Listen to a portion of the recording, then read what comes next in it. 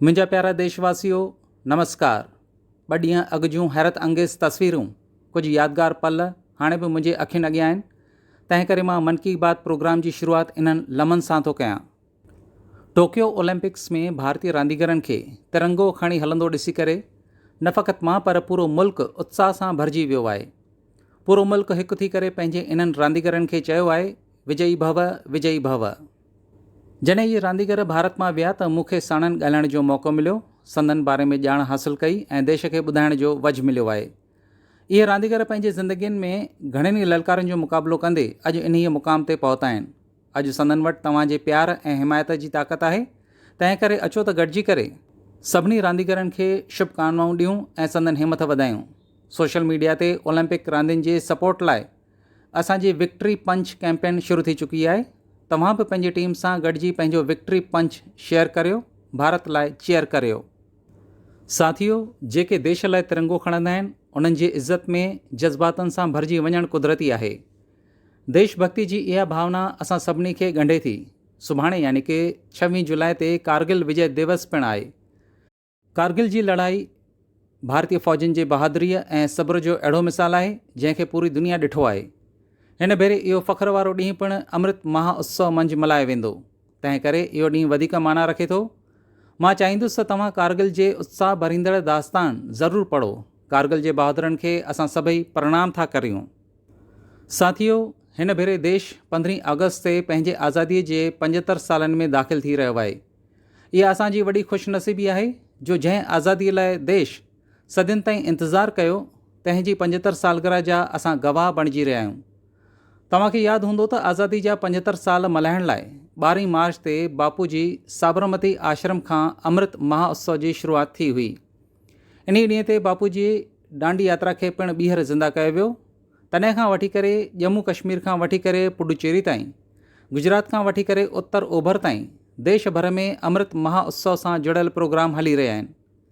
घणियूं अहिड़ियूं वारदातूं आहिनि, अहिड़ा आज़ादी जा लड़ाक आहिनि जिन जो योगदान त तमामु घणो ई आहे, पर इन्हनि बाबति चर्चा थी कोन सघी आहे। अॼु माण्हू इन्हनि जे बारे में ॼाण हासिलु करे रहिया आहिनि। हाणे जीअं त मोइरांग डे जो मिसाल खणो। मणिपुर जो नंढो कस्बो मोइरांग कंहिं ज़माने में नेताजी सुभाष चंद्र बोस जे INA यानी कि इंडियन नेशनल आर्मी जो मुख्य ठिकाणो हो। हिते आज़ादी खां अवल INA जे कर्नल शौकत मलिक जी झंडो फहिरायो हो। अमृत महोत्सव दौरान 14 अप्रैल ते इन्हीअ मोराइंग में हिकु भेरो ॿीहर तिरंगो फहिरायो वियो। अहिड़ा घणाई आज़ादी जा लड़ाक ऐं महान हस्तियूं आहिनि जिन खे मुल्क अमृत महोत्सव में यादि करे रहियो आहे। सरकार ऐं समाजी इदारनि पारां लगातार इन सां वाबस्ता प्रोग्राम पिणु थी रहिया आहिनि। अहिड़ो हिकु प्रोग्राम हिन भेरे 15 अगस्त ते थियण वारो आहे। इहा हिकु कोशिशि आहे, राष्ट्रीय गीत सां जुड़ियल आहे। सक़ाफ़ती वज़रात जी कोशिशि आहे त इन ॾींहं ते वधि में वधि भारतवासी गॾिजी करे राष्ट्रीय गीत ॻाइनि। इन लाइ हिकु वेबसाइट पिणु तयारु कई वई आहे, राष्ट्रीयगान.com। इन वेबसाइट जे मदद सां तव्हां राष्ट्रीय गीत ॻाए करे इन खे रिकॉर्ड करे सघंदा आहियो ऐं इन कोशिशि में जुड़ी सघंदा आहियो। इन तरह जूं घणी कार्रवायूं ऐं कोशिशूं ईंदड़ वक़्त में अव्हांखे ॾिसण लाइ मिलंदियूं। अमृत महोत्सव को कंहिं सरकार जो प्रोग्राम कोन आहे ऐं न ई वरी कंहिं सियासी पार्टी जो प्रोग्राम आहे, पर इहो हर हिकु भारतवासी जो प्रोग्राम आहे। हर हिकु आज़ादु ऐं अहसानमंद भारतवासी पंहिंजे आज़ादी जे लड़ाकनि खे प्रणाम थो करे ऐं इन महोत्सव पुठियां मुख्य वीचार हिकु वसी आहे। इहो हिकु जज़्बो आहे, हिकु भावना आहे पंहिंजे आज़ादी जे लड़ाकनि जे राह ते हलण जी, संदनि सपननि जे देश खे ठाहिण जी। जीअं देश जी आज़ादी जा मतवाला आज़ादीअ लाइ पाण में यकमुश थी विया, तीअं असांखे देश जे वाधारे लाइ पाण में यकमुश थियणो आहे। असांखे देश लाइ जीअणो आहे, असांखे मुल्क लाइ कमु करणो आहे ऐं इन्हीअ में नंढा नंढा कम पिणु वॾा वॾा नतीजा आणींदा। रोज़मर्रा जा कमु कंदे असां मुल्क जे वाधारे लाइ कमु करे सघंदा आहियूं। जीअं त वोकल फॉर लोकल। असांजे देश जे मकानी कारखानेदारनि, हुनरमंदनि, मूर्तिकारनि, जुलाहनि यानी कि कपिड़ो तयारु कंदड़नि खे सपोर्ट करणी आहे। इहो कमु असांजे सुभाउ में हुअणु घुरिजे। 7 अगस्त ते ईंदड़ नेशनल हैंडलूम डे हिकु अहिड़ो मौक़ो आहे जॾहिं असां भरपूर कोशिशि करे सघंदा आहियूं। नेशनल हैंडलूम डे सां घणियूं ई ऐतिहासिक यादगिरियूं जुड़ियल आहिनि। इन्हीअ ॾींहुं 1905 में स्वदेशी हलचल जी शुरूआति थी हुई। दोस्तो, असांजे देश में ॻोठाणनि ऐं आदिवासियुनि इलाइक़नि में हैंडलूम उपद जो हिकु वॾो ज़रियो आहे। इहो हिकु अहिड़ो खेत्रु आहे जिते लखें औरतूं लखें कपिड़ो तयारु कंदड़ ऐं लखें मूर्तिकार जुड़ियल आहिनि। तव्हां जूं नंढियूं नंढियूं कोशिशूं कपिड़ो तयारु कंदड़नि लाइ हिकु नई उमेद आणींदियूं।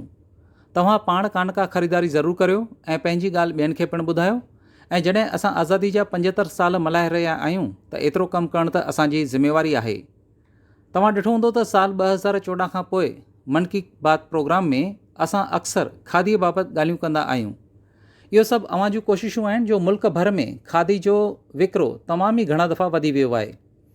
छा केरु सोचे सघंदो हो त कंहिं खादी जे दुकान खां हिकु ॾींहं में 1 करोड़ रुपयनि जो विकिरो थी सघंदो आहे। पर इहो सभु कुझु तव्हां करे ॾेखारियो आहे। तव्हां जॾहिं बि किथे बि खादी जी कुझु ख़रीदारी कंदा आहियो त इन जो फ़ाइदो असांजे ग़रीब कपिड़ो तयारु कंदड़ भाउरनि ऐं भेनरुनि खे मिलंदो आहे। तंहिं करे खादी जी ख़रीदारी हिकु लिहाज़ खां अवाम जी सेवा आहे त देश जी सेवा पिणु आहे। मुंहिंजी तव्हां सभिनी खे अपील आहे त तव्हां मुंहिंजे प्यारे भाउरनि ऐं भेनरुनि जे ॻोठनि में तयारु थियल हैंडलूम शयूं ज़रूरु ख़रीद करियो ऐं इन्हीअ खे माई हैंडलूम माई प्राइड हैशटैग ते ज़रूरु शेयर करियो। साथियो, जॾहिं ॻाल्हि आज़ादी जे हलचल ऐं खादी जी हुजे त पूज्य बापूजी जी यादि त ज़रूरु ईंदी। जीअं बापूजी जी अॻुवाणी तहत भारत छॾियो हलचल हली हुई, उन जीअं अॼु हर हिकु भारतवासी खे असांजो फ़र्ज़ु आहे त असीं पंहिंजो कमु अहिड़े नमूने कयूं त जीअं अनेकता सां असांखे भारत खे जोड़ण में मदद मिले। त अचो त अमृत महोत्सव में इहो अमृत वाइदो कयूं त देश ई असांजो वॾे में वॾो विश्वास आहे ऐं सभ खां अवलियत देश खे ई ॾिनी वेंदी। नेशन फर्स्ट ऑलवेज फर्स्ट जे मंत्र सां गॾु असांखे अॻिते वधणो आहे। मुंहिंजा प्यारा देशवासियो, अॼु मां मन की बात ॿुधंदड़ नौजवाननि जा ख़ासि शुक्राना अदा करणु चाहींदुसि। कुझु ॾींहं अवल ई माई गव पारां मन की बात ॿुधंदड़नि ते हिकु ख़ासि स्टडी कई वई। इन्हीअ स्टडी में ॾिठो वियो त मन की बात लाइ सलाहूं ऐं न्यापा मोकिलींदड़ मुख्य तौर ते कहिड़ा माण्हू आहिनि। स्टडी मां पतो पियो त न्यापा ऐं सलाहूं मोकिलींदड़ 75% माण्हू 35 सालनि खां घटि उमिरि वारा आहिनि। यानी कि भारत जा नौजवान पंहिंजे सलाहुनि सां मन की बात प्रोग्राम खे राह ॾेखारे रहिया आहिनि। मां इन खे हिकु सुठे इशारे तौरु ॾिसी रहियो आहियां। मन की बात हिकु अहिड़ो ज़रियो आहे जिते शफ़ी सोच आहे, जज़्बा पिणु आहिनि। मन की बात में असां पॉज़िटिव ॻाल्हियूं कंदा आहियूं। इन जो कैरेक्टर कलेक्टिव आहे। भारत जे नौजवाननि जा इहे शफ़ी वीचार ऐं सलाहूं ऐं इहा चुस्ती मूंखे ख़ुशी ॾींदी आहे। मूंखे ख़ुशी इन ॻाल्हि जी थी रही आहे त मन की बात प्रोग्राम ज़रिए मूंखे नौजवाननि जे वीचारनि खे ॼाण जो वझ मिलियो आहे। साथियो, अवां वटां मन की बात लाइ मिलियल सलाहूं हक़ीक़ी ताक़त आहिनि। मन की बात प्रोग्राम ज़रिए अवां जा मशवरा भारत जे अनेकता खे पधिरो था कनि, भारतीयुनि जी सेवा ऐं त्याग जे ख़ुशबू खे चौधारी फैलाइनि था। असांजी महिनत कंदड़ नौजवाननि जे इनोवेशन सां हर कंहिंखे उत्साह मिले थो। मन की बात में तव्हां अलॻि अलॻि आइडियाज़ मोकिलींदा आहियो। असां सभिनी ते चर्चा त करे कोन सघंदा आहियूं, पर मां इन्हनि मां घणनि ई आइडियाज़ खे वास्तेदार खातनि में ज़रूरु मोकिलींदो आहियां त जीअं उन्हनि ते अॻिते कार्रवाई थी सघे। दोस्तो, मां तव्हांखे साईं प्रणनीत जी कोशिशुनि जे बारे में ॿुधाईंदुसि। साईं प्रणनीत जी हिकु सॉफ्टवेयर इंजीनियर आहे ऐं आंध्र प्रदेश जो रहवासी आहे। गुज़िर साल हिन ॾिठो त मौसम जे मार सबबु कुर्मियुनि खे झझो नुक़सानु रसियो आहे। मौसम साइंस में संदसि रुचि सालनि खां वठी करे हली रही हुई। तंहिं करे हुन पंहिंजे चाह ऐं पंहिंजे टैलेंट खे कुर्मियुनि जे फ़ाइदे में कतब आणण जो फ़ैसिलो कयो। हू अलॻि अलॻि डाटा सोर्सिस खां वेदर डाटा ख़रीद करणु लॻो ऐं पोइ इन जी कथ करे मकानी ॿोलियुनि में अलॻि अलॻि वसीलनि ज़रिए कुर्मियुनि ताईं ज़रूरी ॼाण मोकिलणु लॻो। प्रणीत जी मौसम अपडेट्स खां अलावा अलॻि अलॻि क्लाइमेट कंडीशन्स में माण्हुनि खे छा छा करणु घुरिजे इन बाबति गाइडेंस बि ॾींदो आहे। ख़ासि करे ॿोॾि खां या वरी तूफ़ान या बिजली खां बचण लाइ छा करणु घुरिजे इन बाबति पिणु ॼाण ॾींदो आहे। साथियो, हिकु तरफ़ असांजे नौजवान सॉफ्टवेयर इंजीनियर जी इहा कार्रवाई दिलि खे छुई वई आहे त ॿिए तरफ़ असांजे साथी पारां टेक्नोलॉजी जो उपयोग तव्हांखे हैरत में विझंदो। हीउ साथी आहे ओडासी जे संबलपुर ज़िले जे हिकु ॻोठ में रहंदड़ श्रीमान इसाक मुंडा जी। इसाक जी कंहिं ज़माने में रोज़ मज़ूरी जो कमु कंदो हो, पर अॼु हू हिकु इंटरनेट सेंसेशन बणिजी पियो आहे। पंहिंजे यूट्यूब चैनल ज़रिए चङो नाणो कमाए रहियो आहे। हू पंहिंजे वीडियोज़ में मकानी खाधा, रवायती तौर ते खाधे खे तयारु करण जो तरीक़ो, पंहिंजे ॻोठ, पंहिंजे लाइफ स्टाइल, कुटुंब ऐं खाधे पीते जे आदतुनि खे मुख्य तौर ते ॾेखारींदो आहे। हिकु यूट्यूबर जे रूप में संदसि यात्रा मार्च 2020 खां शुरू थी, जॾहिं हुन ओडिशा जे मशहूरु मकानी खाधे पखाल सां जुड़ियल हिकु वीडियो पोस्ट कयो हो। तॾहिं खां वठी करे हू सवें वीडियोज़ पोस्ट करे चुको आहे। संदसि कार्रवाई घणनि ई पहलुनि खां अलहदा आहे। ख़ासि करे शहरनि में रहंदड़ माण्हुनि खे ॻोठनि में ज़िंदगी बसर करण जो पतो पवे थो, जंहिंखां हू वाक़िफ़ कोन आहिनि। इसाक मुंडा जी सक़ाफ़त ऐं खाधे खे गॾु करे सेलिब्रेट करे रहियो आहे ऐं असांखे सिख्या पिणु ॾेई रहियो आहे। साथियो, जॾहिं टेक्नोलॉजी ते ॻाल्हि हली रही आहे त मां हिकु ॿी मज़ेदार ॻाल्हि अव्हां सां वंडणु चाहींदुसि। तव्हां वेझड़ में पढ़ियो हूंदो त IIT मद्रास जे अलुमनी पारां बर्पा कयल हिकु स्टार्टअप हिकु 3D घरु तयारु कयो आहे। 3D प्रिंटिंग ज़रिए घर खे कहिड़े नमूने तयारु कयो वियो? दरअसल इन स्टार्टअप सभ खां अवल हिकु 3D प्रिंटर में हिकु 3 डायमेंशनल खाके खे फीड कयो ऐं पोइ हिकु ख़ासि तरह जे कॉन्क्रीट ज़रिए लेयर बाय लेयर हिकु 3D स्ट्रक्चर फैब्रिकेट कयो। अव्हां खे ॼाणी करे तमामु घणी ख़ुशी थींदी त पूरे मुल्क भर में इन तरह जा घणाई आज़मूदा हली रहिया आहिनि। को दौरु हो जॾहिं नंढा नंढा घर अॾण में साल लॻी वेंदा हुआ, पर अॼु टेक्नोलॉजी सबबु मुल्क में हालतूं मटिजी रहियूं आहिनि। कुझु अरसो अॻु में असां दुनिया भर मां अहिड़ियुनि इनोवेटिव कंपनियुनि खे नीड ॾियण लाइ हिकु ग्लोबल हाउसिंग टेक्नोलॉजी ललकार शुरू कई हुई। इहा मुल्क में पंहिंजे तरह जी हिकु अलॻि कोशिश हुई, जंहिंखे असीं लाइट हाउस प्रोजेक्ट जो नालो ॾिनोसीं। हाल फ़िलहालु मुल्क भर में 6 हंधनि ते लाइट हाउस प्रोजेक्ट्स तेज़ीअ सां हली रहिया आहिनि। इन्हीअ लाइट हाउस प्रोजेक्ट में मॉडर्न टेक्नोलॉजी ऐं इनोवेटिव तौर तरीक़नि जो इस्तेमालु थी रहियो आहे। इन सां कंस्ट्रक्शन में घटि वक़्तु लॻी रहियो आहे। गॾोगॾु जेके घर तयारु थी रहिया आहिनि से वधीक जटादार, किफ़ायती ऐं आरामदायक पिणु आहिनि। मूं वेझड़ में ड्रोन ज़रिए इन कम जो जाइज़ो ऐं रफ़्तार लाइव ॾिठी आहे। इंडोर जे प्रोजेक्ट में ब्रिक्स ऐं मोटार वॉल्स जे जाइ ते pre fabricated sandwich panel system इस्तेमालु थी रहियो आहे। राजकोट में लाइट हाउस खे फ्रांस जे टेक्नोलॉजी ते तयारु कयो पियो वञे, जंहिंमें टनल ज़रिए मोनोलिथिक कॉन्क्रीट कंस्ट्रक्शन टेक्नोलॉजी जो इस्तेमालु थी रहियो आहे। इन टेक्नोलॉजी ते तयारु थियल घर कुदरती आपदाउनि जो मुक़ाबिलो करण जी सघ रखनि था। चेन्नई में अमेरिका ऐं फिनलैंड जे टेक्नोलॉजी ते प्री कास्ट कॉन्क्रीट सिस्टम खे कतबु आंदो पियो वञे। इन सां घर जल्दी तयारु थी वेंदा ऐं लागत पिणु घटि लॻंदी। रांची में जर्मनी जे 3D कंस्ट्रक्शन सिरिश्ते ज़रिए घर तयारु कया पिया वञनि। इन में हर हिकु कमरे खे अलॻि अलॻि तयारु कयो वेंदो आहे ऐं पोइ पूरे स्ट्रक्चर खे अहिड़े नमूने ॻंढियो वेंदो आहे जीअं ब्लॉक टॉयस खे पाण में ॻंढियो वेंदो आहे। अगरतला में न्यूज़ीलैंड जे तकनीक खे कतबु आणींदे स्टील फ्रेम जा घर तयारु कया पिया वञनि, जेके वॾनि वॾनि ज़िलज़िलनि खे पिणु सही सघंदा।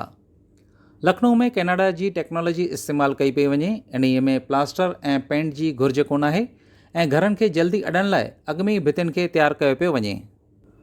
दोस्तो, अॼु मुल्क में कोशिश हली रही आहे त इहे प्रोजेक्ट इंक्यूबेशन मर्कज़नि जा कमु कनि। इन सां असांजा प्लैनर्स, आर्किटेक्ट्स, इंजीनियर ऐं स्टूडेंट्स नई टेक्नोलॉजी सिखी सघंदा ऐं उन खे कतबु पिणु आणे सघंदा। मां इन्हनि ॻाल्हियुनि खे ख़ासि तौर ते नौजवाननि सां वंडी रहियो आहियां त जीअं असांजा नौजवान देश जे फ़ाइदे में टेक्नोलॉजियुनि जे नवनि खेत्रनि खां मुतासिर थी सघनि। मुंहिंजा प्यारा देशवासियो, तव्हां अंग्रेज़ी जो हिकु मुहावरो त ॿुधो ई हूंदो, to learn is to grow, यानी कि सिखण ई अॻिते वधणु आहे। जॾहिं असां कुझु नओं सिखंदा आहियूं त असांजे तरक़ीअ लाइ नवां रस्ता ख़ुदि ब ख़ुदि तयारु थी वेंदा आहिनि। जॾहिं बि लीक खां हटकी करे कुझु नओं करण जी कोशिश थींदी आहे त इंसान ज़ात लाइ नवां दरवाज़ा खुलिया आहिनि, हिकु नए दौर जी शुरूआति थी आहे। ऐं तव्हां ॾिठो हूंदो त जॾहिं बि कुझु नओं थींदो आहे त इन जो नतीजो हर कंहिंखे हैरत में विझंदो आहे। हाणे मां जेकर अव्हां खां पुछां त उहो कहिड़ो राज्य आहे जिते सूफ़नि जी खेती थींदी आहे, त ज़ाहिर आहे त अव्हां जे दिमाग़ में सभ खां अवल हिमाचल प्रदेश, जम्मू ऐं कश्मीर ऐं उत्तराखंड जो नालो ईंदो। पर जेकॾहिं मां चवां त इन्हीअ लिस्ट में अव्हां मणिपुर जो नालो जोड़ियो त अव्हां खे अचरज थींदी। कुझु नओं करण जो जज़्बो नौजवाननि खे मणिपुर में इहो करिश्मो करायो आहे। अॼुकल्ह मणिपुर जे उखरुल ज़िले में सूफ़नि जी खेती ज़ोर शोर सां थी रही आहे। हितां जा किसान पंहिंजे बाग़नि में सूफ़ पोखे रहिया आहिनि। सूफ़ जी पैदावार लाइ माण्हुनि बाक़ाइदा हिमाचल प्रदेश वञी करे ट्रेनिंग हासिलु कई आहे। इन्हनि में हिकु आहे TS रंगफॉमी युंग। रोज़गार जे लिहाज़ खां त हू हिकु एरोनॉटिकल इंजीनियर आहे। हुन पंहिंजी ज़ाल श्रीमती TS एंजिल सां गॾिजी करे सूफ़नि जी खेती शुरू कई आहे। साॻीअ तरह अवनुगशी शिमरी ऑगस्टीना पंहिंजे खेतनि में सूफ़नि जी पैदावार शुरू कई आहे। हू दिल्लीअ में नौकरी कंदी हुई, नौकरी छॾे करे ॻोठ मोटी आई ऐं सूफ़नि जी खेती शुरू कई। मणिपुर में अॼु घणाई सूफ़नि जी खेती कंदड़ आहिनि जिन कुझु अलॻि ऐं नओं करे ॾेखारियो आहे। साथियो, आदिवासी समाज में ॿेड़ तमामु घणा मशहूरु हूंदा आहिनि। आदिवासी माण्हू हमेशह ई ॿेरनि जी खेती कंदा रहंदा आहिनि, पर कोविड-19 महामारी खां पोइ इन जी पैदावार में तमामु घणी वाध आई आहे। त्रिपुरा जे उन्नाकोटी में 32 सालनि जो नौजवान साथी आहे बिक्रमजीत चकमा। हुन ॿेरनि जी खेतीअ मां तमामु घणो मुनाफ़ो हासिलु कयो आहे ऐं हाणे हू ॿियनि खे पिणु ॿेरनि जी खेती करण लाइ उत्साहे रहियो आहे। राज्य सरकार पिणु अहिड़नि माण्हुनि जे मदद लाइ अॻिते वधी आई आहे। सरकार इन लाइ ख़ासि नर्सरीज़ तयारु कयूं आहिनि त जीअं ॿेरनि जी खेतीअ सां वास्तेदार माण्हुनि जे घुर्जुनि खे पूरो कयो वञे। खेतीअ में इनोवेशन थी रही आहे त खेती जे बाई प्रोडक्ट्स में क्रिएटिविटी ॾिसण वटां मिली रही आहे। दोस्तो, मूंखे उत्तर प्रदेश जे लखीमपुर खीरी में कयल हिकु आज़माइश जो पतो पियो आहे। कोविड दौरान लखीमपुर खीरी में हिकु नई शुरूआति थी आहे। उते औरतुनि खे केले जे बेकार हिसनि मां फाइबर तयारु करण जी ट्रेनिंग ॾिनी पई वञे। वेस्ट मां बेस्ट तयारु करण जी तरबियत। केले जे थुर खे कटे करे मशीन जी मदद सां बनाना फाइबर तयारु कयो वेंदो आहे, जेको ज्यूट यानी कि सुणीअ जहिड़ो हूंदो आहे। इन ई फाइबर मां हैंडबैग्स, चटाई, दरी ऐं ॿियूं घणई शयूं तयारु कयूं वेंदियूं आहिनि। हिकु त इन्हनि मां फसल जे बचियल कचिरे जो इस्तेमालु थी रहियो आहे, होॾां ॿिए तरफ़ ॻोठनि में रहंदड़ असांजे धीअरुनि ऐं भेनरुनि खे उपज जो हिकु ॿियो ज़रियो मिली वियो आहे। बनाना फाइबर जे इन ई कम सां हिकु मकानी औरत रोज़ानो 400 खां 600 रुपया कमाए वठंदी आहे। लखीमपुर खीरी में 100 एकड़ ज़मीन ते केलनि जी फसल थींदी आहे। केले जे फसल खां पोइ आमतौर ते कुर्मी केले जे थुरनि खे फिटो कराइण लाइ पैसो ख़र्च कंदा हुआ। हाणे संदन इहो पैसो बची रहियो आहे, यानी कि खेनि ॿिटो फ़ाइदो रसी रहियो आहे।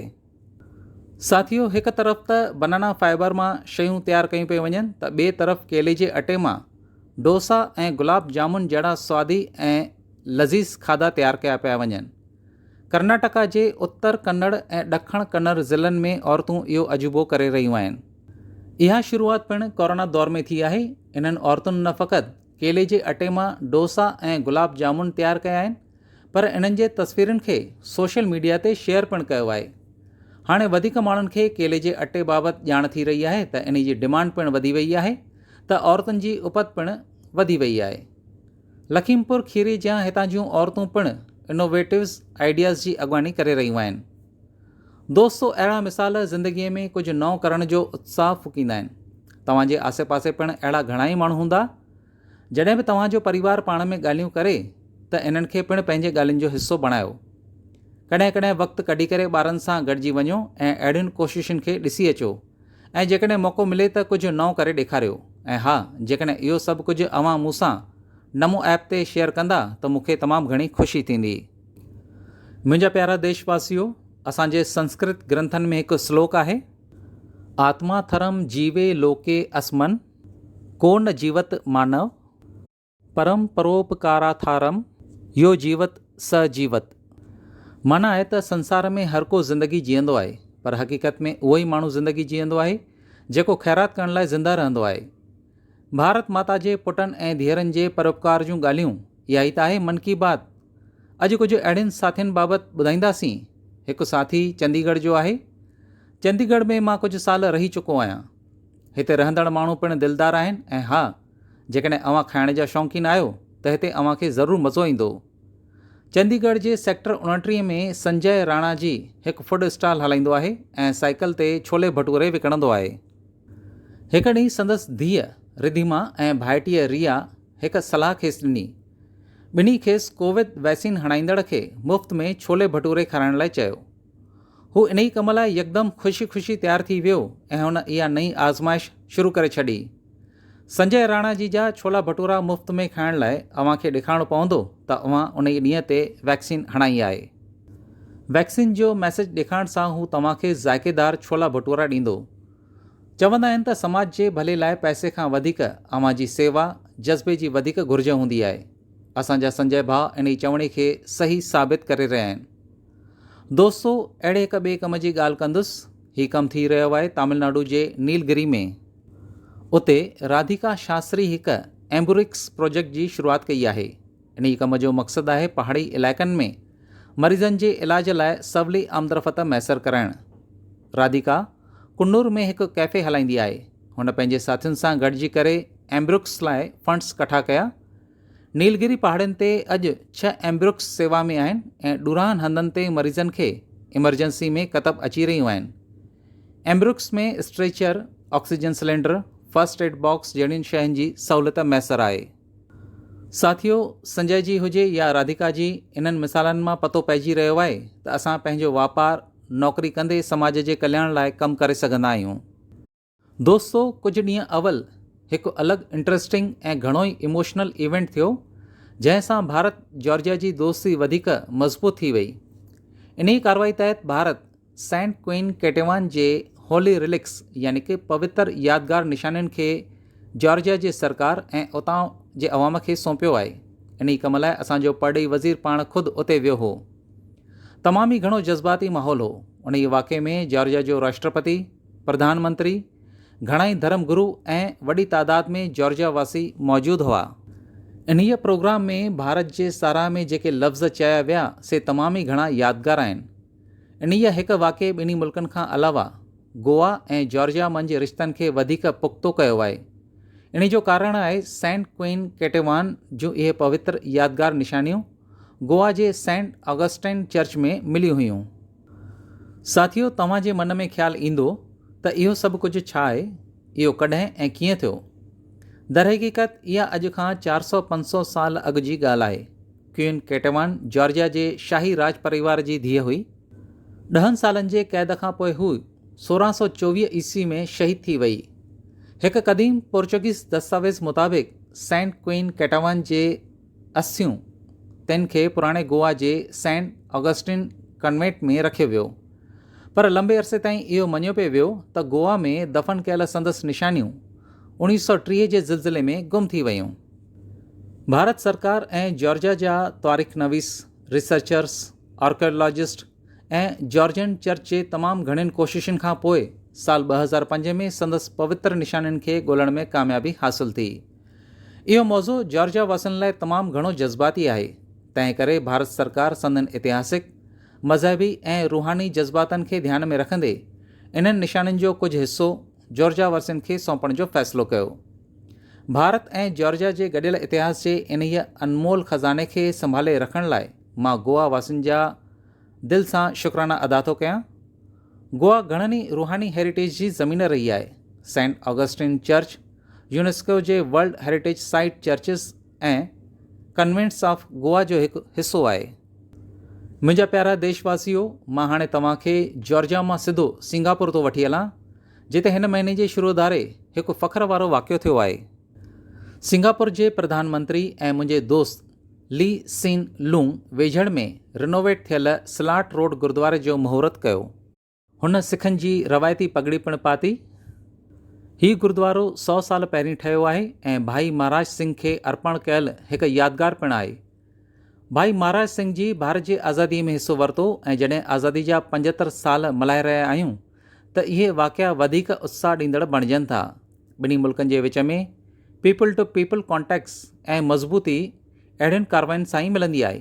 इन ई मां इहो पिणु पतो पइजी रहियो आहे त दोस्तीअ वारे माहौल में रहणु ऐं हिक ॿिए जे सक़ाफ़त खे सम्झणु केतिरो न अहमियत भरियो आहे। मुंहिंजा प्यारा देशवासियो, अॼु असीं मन की बात में घणनि ई मौज़ुअनि ते चर्चा कईसीं। हिकु ॿियो मौज़ू आहे जेको मुंहिंजे दिलि जे तमामु घणो क़रीब आहे। इहो आहे पाणी खे बचाइणु। मुंहिंजो नंढपण जिते गुज़रियो आहे उते पाणी जी सख़्तु अणाट हूंदी हुई। असां बरसाति लाइ सिकंदा हुआसीं ऐं पाणी जे हिकु हिकु फुड़े खे बचाइणु असांजे संस्कृति जो हिसो बणिजी पियो। अॼु पाणी खे बचाइण में अवाम जी भाईवारी मंतर उतां जी तस्वीर मटाए छॾी आहे। पाणी जे हिकु हिकु फुड़े फुड़े खे बचाइणु, पाणी जी कंहिं बि तरह बर्बादी खे रोकणु असांजी ज़िंदगी जो हिकु हिसो हुअणु घुरिजे। असांजे कुटुंब जी इहा रवायत हुजे जो हर हिकु भाती पाण खे फ़ख्रु महसूसु करे। दोस्तो, कुदरत ऐं माहौल खे बचाव मैसर कराइणु भारत जे सक़ाफ़त में असांजे रोज़मर्रा जे जीवन में भरियलु आहे। हिते बरसाति ऐं चोमासो असांजे वीचारनि, असांजे फिलॉसॉफी ऐं असांजे सक़ाफ़त खे रूप ॾींदो रहियो आहे। महाकवि कालिदास ऋतु संहार ऐं मेघदूत में बरसाति जो तमामु ई सुंदर बयानु कयो आहे। साहित्य ऐं अदब जे चहीतनि मंझि अॼु बि इहे कविताऊं बेहदि मशहूरु आहिनि। ऋग्वेद में पिणु बरसाति जी ख़ूबसूरती जो बहितरीनु वर्णन कयल आहे। साॻी तरह श्रीमद भागवत में पिणु धरती, सिज ऐं बरसाति मंझि रिश्तनि खे कविता में पेश कयो वियो आहे। अष्टो मासान निपितम यद भूमयः च ओदमयम वसु सवगोभिः मोकतम आरोभे परजन्य काल आगते। माना आहे त सिज 8 महीना पाणी जे रूप में धरतीअ जे मिल्कियत जो इस्तेसाल कयो। हाणे चौमासे में सिज इहा मिल्कियत वापसि धरतीअ खे ॾेई रहियो आहे। सचपच चौमासो ऐं बरसाति जो मौसमु न फ़क़ति वणंदड़ ऐं मन मोहींदड़ हूंदो आहे, पर इहो पोषण ऐं ज़िंदगी पिणु ॾींदो आहे। असांखे इहो कॾहिं बि विसारणु कोन घुरिजे त बरसाति जो पाणी असांजे ईंदड़ पीढ़ियुनि लाइ आहे। अॼु मुंहिंजे मन में ख़्यालु आयो आहे त इन बहितरीनु मौज़ुनि सां गॾु मां पंहिंजी ॻाल्हि पूरी करियां। तव्हां सभिनी खे ईंदड़ त्योहारनि जूं घणियूं घणियूं वाधायूं ऐं शुभकामनाऊं। तव्हांखे इहो ज़रूरु यादि रखणु घुरिजे त कोरोना अञा असां वटां वेई कोन आहे। कोरोना सां जुड़ियल प्रोटोकॉल खे यादि रखिणो आहे। तव्हां सिहतमंद ऐं ख़ुशि रहो। तव्हांजी घणी घणी महिरबानी।